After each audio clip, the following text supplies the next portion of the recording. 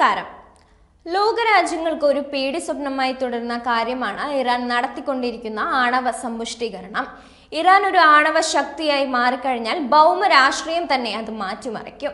ഒരു പക്ഷേ ഇസ്രായേൽ എന്ന രാജ്യത്തിന്റെ അന്ത്യത്തിലേക്ക് തന്നെ അത് നയിച്ചേക്കാം. എന്നാൽ അങ്ങനെയൊന്നും സംഭവിക്കാൻ ഇസ്രായേൽ ഒരിക്കലും അനുവദിക്കില്ല എന്ന് വ്യക്തമാക്കുന്ന റിപ്പോർട്ടുകളാണ് പുറത്തു വരുന്നത്.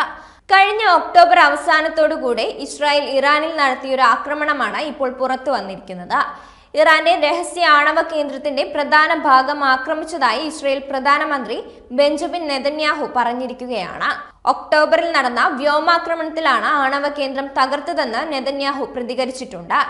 ആണവ പദ്ധതിയുടെ സുപ്രധാന ഭാഗമാണ് ഒക്ടോബറിൽ തകർക്കപ്പെട്ടത്. ഇറാന്റെ പ്രതിരോധ മിസൈൽ ഉൽപാദന ശേഷിയെ തകർക്കാനും ഇതിലൂടെ സാധിച്ചെന്ന് നെതന്യാഹു പറഞ്ഞിരുന്നു. ഒക്ടോബർ 26-നാണ് ആക്രമണം നടന്നത്. തുടർച്ചയായ ആക്രമണങ്ങൾക്കുള്ള മറുപടി എന്ന നിലയിലാണ് ആക്രമണം നടത്തിയതെന്ന് ഇസ്രായേൽ സുരക്ഷാ സേന അറിയിച്ചിട്ടുണ്ട്. ഇറാനിലെ സൈനിക കേന്ദ്രങ്ങൾ ലക്ഷ്യം വെച്ചാണ് ഇപ്പോൾ ഇസ്രായേൽ പ്രതിരോധ സേന പ്രവർത്തിക്കുന്നതെന്നും നെതന്യാഹു പറഞ്ഞിട്ടുണ്ട്. അതേസമയം ഇസ്രായേലിന്റെ വാദങ്ങളെ ഇറാൻ തള്ളിയിരിക്കുകയാണ്. വ്യോമാക്രമണത്തിൽ പരിമിത നഷ്ടങ്ങൾ മാത്രമാണ് ഉണ്ടായതെന്നും പ്രാദേശിക സമാധാനത്തിനും സുരക്ഷിതത്വം ഉറപ്പാക്കുന്നതിനും തങ്ങൾ പ്രതിജ്ഞാബദ്ധരാണെന്നുമാണ് ഇറാൻ പ്രതികരിച്ചത്. ഇലാം, ഖുസെസ്താൻ, ടെഹ്റാൻ എന്നീ പ്രവിശ്യകളിലെ അതിർത്തി റഡാർ സംവിധാനങ്ങൾ ലക്ഷ്യമാക്കിയായിരുന്നു ഇസ്രായേൽ ആക്രമണമെന്നും ഇറാൻ സൈന്യം വ്യക്തമാക്കിയിട്ടുണ്ട്. അതേസമയം ഇസ്രായേൽ ആക്രമണങ്ങളിൽ ഇറാന് കാര്യമായ നാശനഷ്ടം ഉണ്ടായിട്ടുണ്ടെന്നാണ് വിദഗ്ധർ വിലയിരുത്തുന്നത്. ആണവ ബോംബുകളുടെ ഒരു ശേഖരം തന്നെ നിർമ്മിക്കാനുള്ള ശ്രമങ്ങളിൽ നിന്ന് ഇറാൻ പിന്മാറണമെന്ന് നേരത്തെ നെതന്യാഹു മുന്നറിയിപ്പ് നൽകിയിരുന്നു.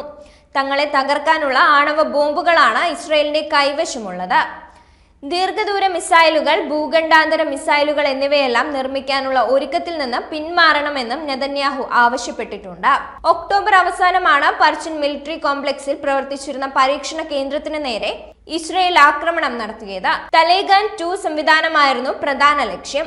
ആണവായുധത്തിൽ യുറേനിയത്തെ ചുറ്റിപ്പറ്റിയുള്ള പ്ലാസ്റ്റിക് സ്ഫോടക വസ്തുക്കൾ രൂപകൽപ്പന ചെയ്യാൻ ഉപയോഗിച്ചിരിക്കുന്ന അത്യാധുനിക ഉപകരണങ്ങളാണ് ആക്രമണത്തിൽ തകർന്നതെന്നാണ് അന്താരാഷ്ട്ര മാധ്യമങ്ങൾ റിപ്പോർട്ട് ചെയ്തത്. ഇറാന്റെ അമദ് ആണവായുധ പദ്ധതിയുടെ ഭാഗമായിരുന്നു തലേഗാൻ 2 സംവിധാനം.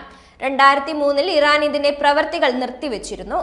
എന്നാൽ സമീപകാലത്ത് വീണ്ടും ഇതിന്റെ പ്രവർത്തനങ്ങൾ പുനരുജ്ജീവിപ്പിക്കാനുള്ള നടപടികൾ ഇറാൻ ആരംഭിച്ചിരുന്നു.